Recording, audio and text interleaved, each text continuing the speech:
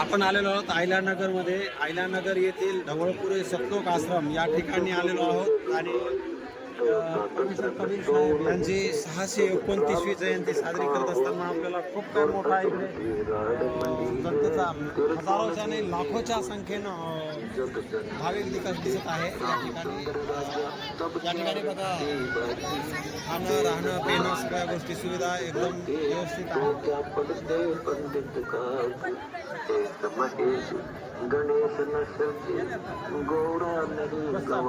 ते आपण आलेलो आहोत ढवळपुरी सतलोक आश्रम या ठिकाणी आलेलो आहोत. प्रोफेसर कबीर साहेब यांचे 629 ते 29वी हे प्रगट दिवस आहे. त्या संदर्भामध्ये आपण भगतजींना थोडंसं काही अनुभव त्यांचे विचारणार आहोत. भगतजी, सर्वप्रथम तुमचं नाव काय आणि कुठून आलात तुम्ही? माझं नाव लहू राठोड. मी कोकाटे हातगाव तालुका परतूर जिल्हा जालना येथून आलेलो आहे. मी इथं जवळपास 2014 पासून जुडलेलो आहे. मी इथं जवळपास आता संत रामपालजी महाराजांनी असं कबीर साहेबाचा जे बी प्रगट दिवस आहे त्या निमित्ताने आम्ही इथं आलेलो आहे. 629 वर्ष प्रगट दिवसाचा या निमित्ताचा आम्ही प्रगट दिवसाने आलेलो आहे. आणि संत रामपालजी महाराज म्हणतात की 6 शास्त्र 18 पुराण 4 वेद या अनुसार भक्ती केल्याने पूर्ण मोक्ष होऊ शकतो. कारण की पूर्ण मोक्ष हा कबीर परमात्माच्या सणामध्ये आल्याच्या नंतरच होऊ शकतो. हा संत रामपाल यांनी मला सांगितलं. या माईसोबत आपण चर्चा करणार आहोत की आपण या प्रगट दिवसानिमित्तानं काय सांगाल लोकांना?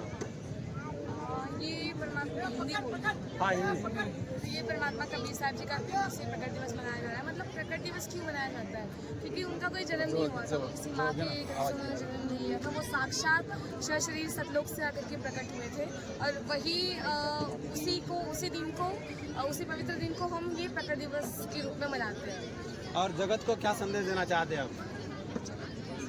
बोले तो यहाँ आके क्या करना उन्हें? हाँ, यहाँ पे आप अगर आते हो तो यहाँ पे आपको तत्व ज्ञान, ऐसा तत्व ज्ञान मिलता है जानने के लिए जो आपको अभी तक आपसे छुपाया गया. आपके शास्त्रों में जो छुपे हुए गुरु रहस्यों का ज्ञान मिलता है. यहाँ पे आपको ऐसी चीज़ें देखने को मिलेंगी जो आपने अभी तक नहीं देखी होंगी. और परमात्मा कौन है, कैसा है, वो कहाँ रहता है, कैसे मिलता है, ये सब जानकारी मिलेगी आपको. सामाजिक मतलब जो एकता होती है, जो आपने बस सुना है, वो आपको यहाँ पे देखने को मिलेगा. बहुत सारी आप चीज़ें अनुभव करेंगे यहाँ पे. तो यहाँ पे कुछ शुल्क लगता है क्या? पैसा लगता है क्या? हर एक चीज़ फ्री है आपको यहाँ पे. शुद्ध देसी घी का भंडारा में मिलता है. सब कुछ फ्री है यहाँ पे. रहना खाना सब कुछ फ्री है यहाँ पे. किसी भी चीज़ के लिए 1 रुपये भी आपको देना नहीं पड़ता है. सर साहब, आपका नाम क्या है, कहाँ से आया हो? मेरा नाम सिमरन है, पुणे से.